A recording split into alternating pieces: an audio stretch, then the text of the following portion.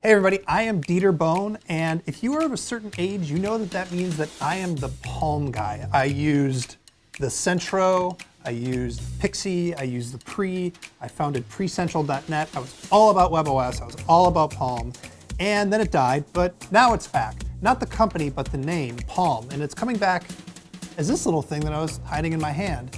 It's a tiny little phone to go along with your big, huge honkin' phone. Well, what's all that about?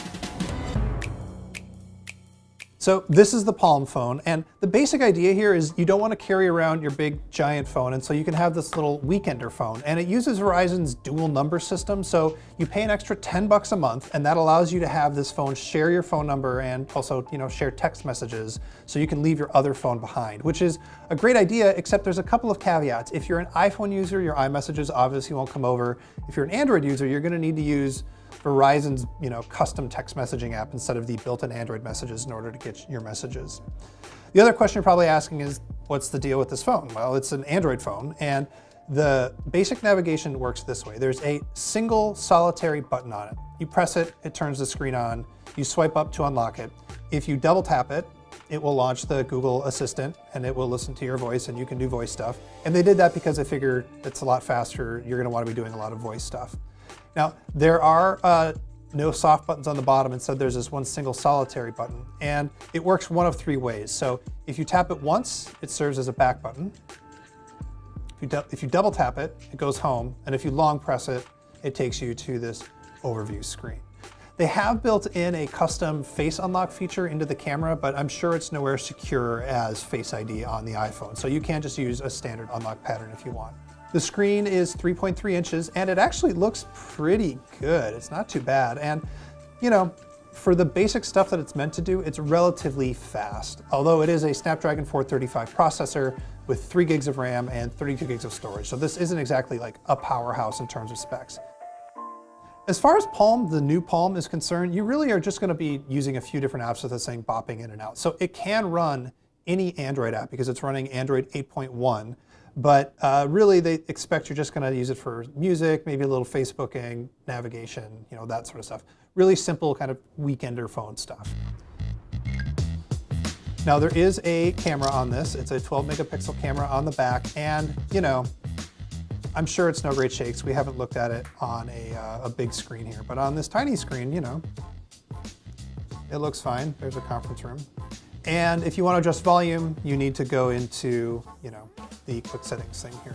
Now, the other thing I'll notice when I'm in the quick settings things here is there's this Palm button. And this is where we start to get into why this is a little bit more like an old Palm phone, at least why they claim it is. So when you turn on life mode, which is what they call it, this basically acts as both battery saver and do not disturb at the same time. So when this mode is on, you turn the screen off and no notifications will come in.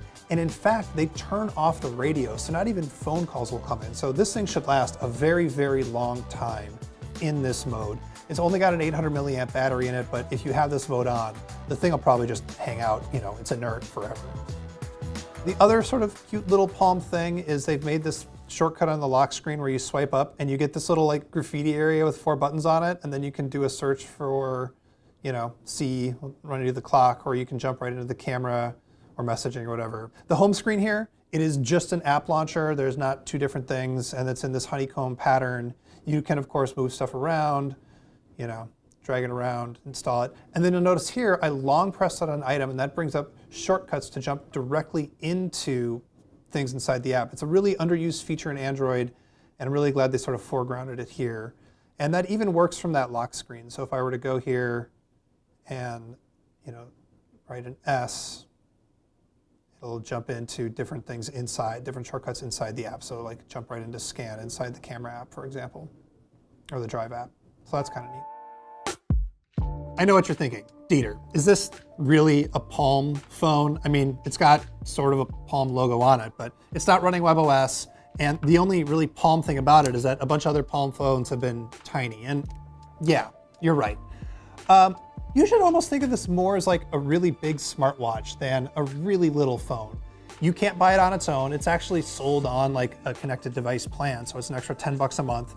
It's $350, or you can get it on $15 a month on a installment plan.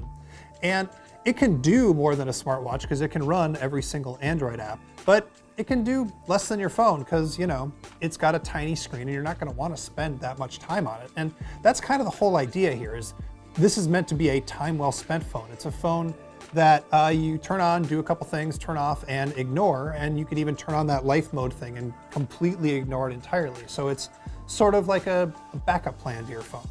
Is that worth 10 bucks a month? Maybe. Thanks so much for watching. We're going to have a whole lot more about this thing, including a review when it comes out in November. In the meantime, you should subscribe to the channel now because we've got a whole bunch of Pixel 3 content.